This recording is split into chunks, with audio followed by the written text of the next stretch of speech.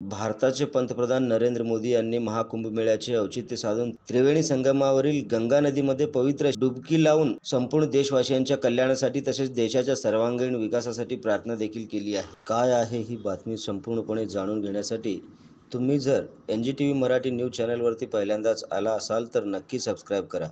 नमस्कार, मी बंदगी NGTV Marathi news चॅनलमध्ये तुम्हा सगळ्यांचं सहर्ष स्वागत करतोय। भारताचे पंतप्रधान नरेंद्र मोदी बुधवारी सकाळी 11 वाजता उत्तर प्रदेशातील महाकुंभ मेळ्यामध्ये संगमावरती पवित्र स्नान करण्यासाठी येणार आहेत। ही माहिती पंतप्रधान कार्यालयाने मंगळवारी दिली।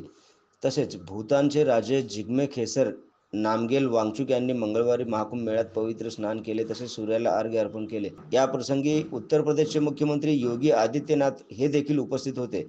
भूतानच्या राजांनी हनुमान मंदिर या ठिकाणी भेट देऊन पूजा अर्चा केली। त्यांनी महाकुंभ मेळ्यात येऊन भूतान व भारत यांच्यातील घनिष्ठ संबंधाचे सर्वांना दर्शन घडविले। महाकुंभ मेळ्याच्या पवित्र अशा त्रिवेणी संगमावरती गंगा नदीच्या पात्रामध्ये डुबकी लावून समस्त भारतवासियांच्या समृद्ध अशा जीवनासाठी नरेंद्र मोदी यांनी पूजा अर्चा केली। त्यासोबतच नरेंद्र मोदी यांनी या महाकुंभ मेळ्याच्या पवित्र त्रिवेणी संगमावरती स्नान करून सगळ्यांचे आभार मानले।